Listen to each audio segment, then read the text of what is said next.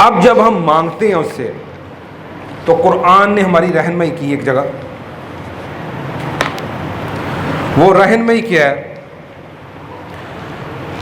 وہ کہا گیا ہے کہ یَدْعُو الْإِنسَانُ بِالشَّرِّ دُعَاءُ بِالْخَيْرِ وَكَانَ الْإِنسَانُ عَجُولًا، کہ انسان جو ہے نا خیر مانگتے مانگتے شر بھی مانگنا شروع کر دیتا ہے، اور انسان بڑا ہی جلد باز ہے۔ اللہ کہ جی دعا مانگتے، کوئی ایسا بندہ بھی ہے جو خیر مانگتے مانگتے شر مانگنا شروع کر دے؟ پھر قرآن اس کے بارے میں ہماری رہنمائی کرتا ہے، وہ رہنمائی یہ ہے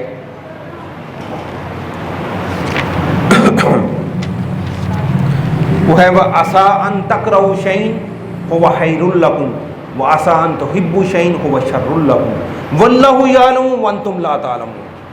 اللہ تعالیٰ قرآن میں ایک اسلوب بتا رہا ہے کہ کیا ممکن ہے کہ جس چیز کو تم برا چاہتے ہو وہ تمہارے لیے بہتر ہو، اور کیا بہتر ہے کہ جس چیز کو تم بہتر سمجھ دو وہ تمہارے لیے شر کا باعث بنے، اور ساتھ فیصلہ سنا دیا واللہ یعلم، اللہ کو بہتر پتہ ہے، وانتم لا تعلمون، تمہیں نہیں پتہ۔ یہ بنیادی بات ہمیں سمجھ آئے تو سارے مسئلے ہمارے حل ہو جاتے ہیں۔ ایک ہے میری سمجھ، میری عقل، میرا فہم، میں سمجھتا ہوں یہ میرے لیے بہتر ہے، یہ میرے لیے بہتر نہیں ہے۔ ایک میرے رب کا فیصلہ ہے کہ یہ تیرے لیے بہتر ہے، یہ تیرے لیے بہتر نہیں ہے، تو کس کا فیصلہ بہتر ہوگا؟ رب کا۔ لیکن میں زبان سے کہتا ہوں لیکن عملی طور پر یقین نہیں ہے۔ مثلا اس کی چند مثالیں آپ کے سامنے رکھوں۔ مثال کے طور پر دعا مانگتا ہوں، مجھے مثال کے طور پر 1 لاکھ روپے کی ضرورت پڑ گئی ہے، کہتا ہوں یا اللہ 1 لاکھ روپے دے رہے، یہ دعا مانگنے کو بری بات تو نہیں ہے، لیکن اب اس کا ذرا طریقہ تھوڑا تبدیل اگر کر لیں، میں کہتا ہوں یا اللہ مجھے 1 لاکھ روپے دے دے، مجھے 1 لاکھ روپے کی ضرورت ہے، میں نے خاص کر لیا کہ میری لاکھ کی ضرورت ہے، لاکھ پوری کر دے۔ لیکن اگر اس دعا کو ایسے میں دعا مانگوں، یا اللہ یہ میری ضرورت ہے، جس طرح تو بہتر سمجھتا ہے اس طرح پوری کر دے، شاید میں لاکھ مانگ رہا ہوں اور وہ بہتر سمجھ کے مجھے 5 لاکھ دے دے۔ میں سمجھ رہا ہوں مجھے لاکھ چاہیے، لیکن اس کو بہتر پتہ نہیں یار میرا بندہ اس کو 5 لاکھ دینے ہیں، اور میں لاکھ پر بزید بیٹھا ہوں، یا اللہ لاکھ روپے دے دے، لاکھ روپے دے دے، وہ کہتا ہے چل بندہ پھر لاکھ پر ہی راضی ہے تو لاکھ ہی لے لے۔ دوسری مثال سمجھ لیجیے گا، میں کہتا ہوں یا اللہ ایک 10 مرلے کا گھر دے دے، چھت نہیں ہے، او فلانی کلونی اور فلانے میں نا وہ کارنر پلاٹ 10 مرلے کا مجھے مل جانا چاہیے۔ اب میں نے خاص کر لیا کہ یا اللہ مجھے 10 مرلے کا گھر فلاں کلونی فلاں جگہ پر دے دے۔ غلط تو نہیں ہے، ٹھیک ہے مانگ لیے۔ میں نے اپنی سمجھ سے مانگا 10 مرلے کا پلاٹ، 10 مرلے کا گھر۔ اگر میں یہ مانگوں یا اللہ مجھے وہ گھر عطا فرما جو میرے لیے خیر و برکت والا ہے، کیا پتہ رب نے میرے لیے 4 کنال کا رکھا ہو، میں 10 مرلے پر راضی ہونے پر تیار ہوں۔ دعا یہ کہ نہیں یا اللہ جو تو بہتر سمجھتا ہے وہ عطا فرما دے۔ اپنے معاملات تحفیظ الامور، اپنے معاملات اس کے سپرد کر دیں۔ دنیاوی معاملات میں ہم کسی کے معاملات سپرد کرنے کو تیار ہیں۔ مثلا مجھے یہ پتہ چل جائے نا کہ یار کمالیہ کا جو یہ ایک بہت بڑا بزنس مین ہے، تو یار اس نے نا 10-20 سالوں میں یار ہزاروں سے لاکھوں کروڑوں اربوں کما لی ہیں، تو میرا یقین ٹھہر جاتا ہے یار لوگ بھی کہتے ہیں بڑا سمجھدار کاروباری ہے، اور وہ مجھے آفر کرے کہ تم ایسے کرو تمہارے پاس 10-20 لاکھ ہیں مجھے دے دو، میں انشاءاللہ اس کو 2 سال میں نا 2 کروڑ پر لے جاؤں گا۔ میں 1 منٹ سے پہلے اسے کیش یا چیک کاٹ کے دے دوں گا، بھائی جی چوہے صاحب آپ لے لیں، کوئی مجھے آپ پر یقین ہے، آپ جو کریں گے ٹھیک ہے، میں اس کے ساتھ حساب کتاب کی بات نہیں کروں گا، میرا یقین ہے کہ کاروباری بندہ صحیح ہے، یہ 20 کا 2 کروڑ بنا دے گا، میں اس کے ساتھ نہ اسٹامپ لکھتا ہوں نہ کچھ، یقین ہے کہ بندہ صحیح ہے۔ دنیاوی طور پر بندے پر تو یقین کرنے کو تیار ہوں، رب پر اپنے معاملہ چھوڑنے کو تیار نہیں ہوں، کہ وہ بہتر سمجھتا ہے کہ میرے لیے کون سی چیز خیر ہے اور کون سی میرے لیے خیر نہیں ہے، لیکن میں نے وہ معاملات اپنے سپرد کیے ہوئے ہیں کہ یا اللہ مجھے پتہ ہے مجھے 10 لاکھ چاہیے، مجھے لاکھ چاہیے، میں مانگتا ہوں یا اللہ جو بہتر وہ عطا فرما۔ میں کہتا ہوں میرے بچی کا رشتہ اس جگہ پر اس گھر میں ہونا چاہیے، مگر یا اللہ اس گھر میں بڑا امیر گھر ہے، بڑا کھاتا پیتا گھر ہے، میری بچے اور بچی کا رشتہ یہاں پر کر دے۔ میں جس گھر کو خیر سمجھ رہا ہوں کیا پتہ میرے بچے بچگلی وہ خیر کا باعث نہ بنے. یہ کیوں نہیں مانگتا یا اللہ جو میرے بچے اور بچی کے لیے بہتر ہے وہ عطا فرما دے. اپنی دعاؤں میں اس کے سپرد معاملات کریں, اپنی عقل سمجھ کو پیچھے رکھ دیں. ہماری عقل سمجھ بڑی ہی محدود ہے. وہ اللہ نے قرآن میں کہہ دیا ہے, وہ پہلے جو میں نے آیت پڑھی ہے, کیا پتہ جس کو تم خیر سمجھ رہے ہو وہ تمہارے لیے شر ہو, اور کیا پتہ جس کو تم شر سمجھ رہے ہو وہ تمہارے لیے خیر ہو. اور سمجھ لو واللہ یعلم, اللہ بہتر جانتا ہے, وانتم لا تعلمون, تمہیں نہیں پتہ. اور اس کے ساتھ استخارہ کی دعا ہے, وہ بات لمبی ہو جائے گی لیکن اس کے آخری حصے کو میں صرف آپ کے سامنے پیش کر کے بات پوری مکمل ہو جائے گی. وہ کہ وَقْدِرْ لِيَ الْخَيْرَ حَيْثُ كَانَ ثُمَّ أَرْزِقْنِي بِهِ, یا اللہ جو بہتر ہے وہ کر دے اور پھر مجھے اس پر راضی کر دے. جو تو بہتر سمجھتا ہے وہ کر دے اور اس پر مجھے راضی کر دے. یہ مکمل دعا ہے. میں 5 لاکھ مانگتا ہوں, میں اس جگہ رشتہ مانگتا ہوں, میں کاروبار مانگتا ہوں, میں کوٹھی مانگتا ہوں, میں گھر مانگتا ہوں, میری عقل محدود ہے یار, مجھے اتنا ہی چاہیے, 5 چاہیے, 10 مرلے چاہیے. وہ پتہ نہیں اس نے کیا کیا خیر رکھی ہے, اس کے سپرد و کر, وہ پھر اپنی شان اپنی رحمت کے مطابق تجھے عطا فرمائے. اس لیے سبق کیا ہوا کہ انسان خیر کے ساتھ شر مانگتا ہے. شاید جس کو وہ بہتر سمجھ کے مانگ رہا ہے اس کے لیے خیر نہ ہو. اس لیے اللہ کے سپرد کریں اور اللہ سے کہیں یا اللہ جو بہتر ہے وہ کر دے اور اس پر مجھے راضی کر دے. اگلی بات کیا ہے, اسی حوالے سے ایک چھوٹی سی بات اور کر. قارون کا آپ عام طور پر معلوم ہوگا کہ قارون کون تھا. بڑا امیر آدمی تھا. قرآن میں اس کا واقعہ آیا. وہ ایک دن بڑے اپنے جاؤ جلال کے ساتھ, آج کے حوالے سے کو 10 گاڑیاں آگے 10 گاڑیاں پیچھے, گارڈ جناب پورے جاؤ جلال. تو جیسے ہمارے جیسے کمزور ایمان لوگ تھے نا, کیا بات ہے یار, یہ میں قرآن کی آیات کا مفہوم آپ کو بتا رہا ہوں اپنے سادے پنجابی الفاظ میں, اردو میں. کیا بات ہے کہ یار اللہ تعالیٰ نے اسے کتنی رحمت کی ہے, بڑا مال دیا, بڑی شان و شوکت ہے.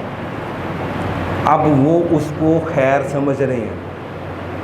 تھوڑی دیر گزری, مال سمیت دنسا دیا گیا. وہ یا اللہ تیرا شکر ہے مرن تو بچ گئے. جس کو تھوڑی دیر پہلے وہ سمجھ تھے یا کیا بات ہے, تھوڑی دیر بعد پتہ چلا او بھائی یہ تو دنسا دیا گیا. اسی طرح ہی ہم سمجھتے ہیں, آج کی اس مثال کو سمجھ رہے ہیں. میں سمجھتا ہوں میرے پاس 10 لاکھ کی گاڑی ہے, سمجھ رہا ہوں سامنے والا بندہ 5 کروڑ کی V8 لینڈ کروزر پر جا رہا ہے. کیا بات ہے, لینڈ کروزر 5 کروڑ کی گاڑی پر. میرے اندر خواہش پیدا ہوتی ہے یا اللہ اس طرح کی گاڑی مجھے بھی دے دے. میرے پاس 5 مرلے کا گھر ہے, 10 مرلے کا گھر ہے, کسی کا 4 کنال کا گھر دیکھتا ہوں, کیا بات ہے یار اس طرح کا گھر ہونا چاہیے.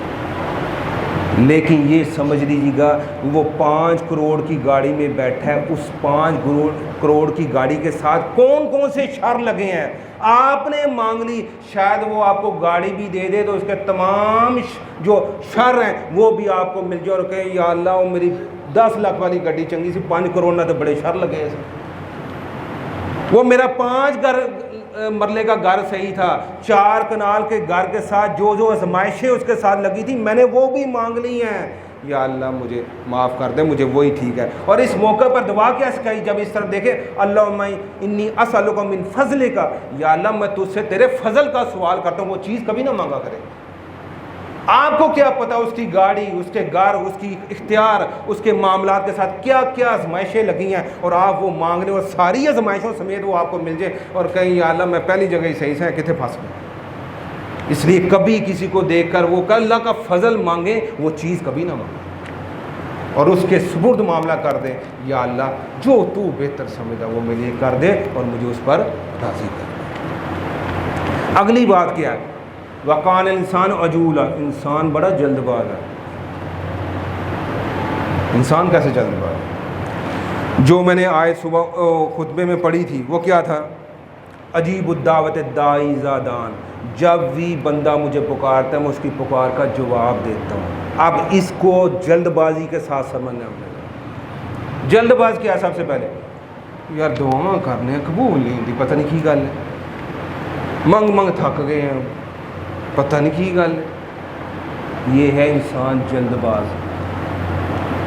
دعا کریں اور اس طرح کریں، اور آپ سمجھتے ہیں وہ قبول نہیں ہو رہی، پہلی بات یہ سمجھ لیں، آپ دعا کر رہے ہیں، آپ کے رزق میں، آپ کے معاملات میں کہیں نہ کہیں رب کی نافرمانی چل رہی ہے، چیک کریں۔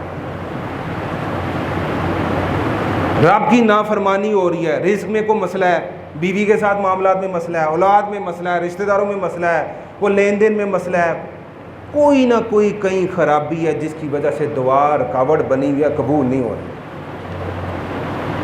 دوسری بات، دعا مانگی ہے، آپ سمجھیں قبول نہیں ہو رہی، تو دوسرا لیول سمجھ لیجئے گا، آپ سمجھیں نہیں یار فرائض کی بھی پابندی کر رہا ہوں، کوئی معاملات خرابی والے بھی نہیں ہے، نافرمانی بھی نہیں کر رہا، پھر قبول کیوں نہیں ہے؟ تو سمجھ لیجیے گا یہ دعا ایک آڑ بن گئی ہے، کوئی مشکل مصیبت آپ کے پاس آنی تھی، اس دعا نے آڑ بن کر وہ مصیبت آپ سے روک لی۔ تیسری بات، دعا کی قبول نہیں ہو رہی، انسان جلد باز ہے۔ آپ نے جس کو سمجھا کہ یہ مجھے چیز ابھی ملنی چاہیے، آپ کی عقل کہتی ہے، آپ کی سمجھ کہتی ہے میری یہ دعا ابھی قبول ہونی چاہیے، لیکن رب کہتا ہے ابھی اس کا صحیح وقت نہیں ہے، اس کوئی وقت کوئی اور ہے، ہفتے بعد ہے، مہینے بعد ہے، 6 ماہ بعد ہے، سال بعد ہے، 2 سال بعد ہے، ابھی صحیح وقت نہیں آیا۔ آپ کہہ رہے ہو ابھی ہو، رب کہتا ہے تمہارے لیے ابھی ویسے خیر نہیں ہے، بعد ہو۔ اور ان تمام چیزوں سے بہتر جب اللہ تعالیٰ عطا فرمانا چاہے کہ آپ نافرمانی بھی نہیں کر رہے، کوئی مصیبت سے بھی بچ رہے ہیں، یا اس کا صحیح وقت نہیں ہے، اللہ تعالیٰ آپ کی دعاؤں کو محفوظ کر لیتا ہے۔ اور قیامت والے دن بندے کے نامہ اعمال میں جب کچھ چیزوں کا اضافہ ہوگا، نیکیوں کا، کچھ درجات بلند ہوں گے، بندہ کہے گا میرے تو اب پیچھے کھاتے اکاؤنٹ میں کوئی پیسے نیکی کوئی نہیں ہے، یہ کہاں سے آ گئی ہیں؟ تو اسے بتایا جائے گا جو تو نے دنیا میں دعائیں مانگی تھیں وہ محفوظ کر لی تھی، آج یہ اس کا اجر ہے۔ اس وقت بندہ خواہش کرے گا کاش میری دنیا میں کوئی دعا قبول ہی نہ ہوگی۔ یہ ہے اس کے ہاتھ میں خیر۔ کبھی اپنے معاملات اس کے سپرد تو کر کے دیکھیں، ہم لا الہ الا اللہ تو کہہ رہے ہیں، لیکن کبھی اس کو الہ مان کر تو دیکھیں، یقین تو کر کے دیکھیں، توکل تو اس پر کر کے دیکھیں، اپنے معاملات اس کے سپرد تو کر کے دیکھیں، اس کی رضا پر کہیں جو تجھے بہتر ہے یا اللہ بہتر لگتا ہے وہ کر اور مجھے اس پر راضی کر دے۔ یہ ہے انسان جلد باز، یہ ہے وہ خیر کے ساتھ شر مانگتا ہے۔ جب آپ کو یہ یقین ہو جائے گا کہ اس کو بہتر ہے میرے لیے کون سی چیز خیر ہے کون سی شر والی ہے، یقین ہو جائے گا، پھر دعاؤں میں خاص کرنا چھوڑ دیں گے، مجھے یہ گھر چاہیے اور اتنے مرلے کا چاہیے، اتنے پیسے چاہیے، اتنی اولاد چاہیے، بیٹیاں چاہیے، بیٹے چاہیے، یہ معاملات چاہیے، یہ چاہیے۔ آپ کی دعا یہی ہو گئی یا اللہ جو میرے لیے بہتر ہے وہ بس کر دے۔ اللہ سے دعا ہے، ایک چھوٹی سی بات رہ گئی، انشاءاللہ دوسرے خطبے میں بات کریں گے۔ اللہ سے دعا ہے کہ اللہ تعالیٰ ہمیں اپنے معاملات سارے کے سارے اس کے سپرد کر کے اس پر یقین اور توکل والا، معرفت والا تعلق بنانے کی، اور اس کے مطابق اس پر اللہ سے توفیق اور دعا مانگتے رہے کہ اللہ تعالیٰ ہمیں اس پر راضی کر دے۔ اللہ تعالیٰ ہمیں قرآن و حدیث کا علم حاصل کر کے اللہ کی معرفت اور اس کے دعا کے ساتھ مانگنا کیسے ہے اور اس کا قرب کیسے حاصل کرنا ہے اس کو سمجھنے کی، اور اس کے مطابق اللہ تعالیٰ ہمیں زندگی گزارنے کی توفیق عطا فرمائے۔ وآخر دعوانا الحمدللہ۔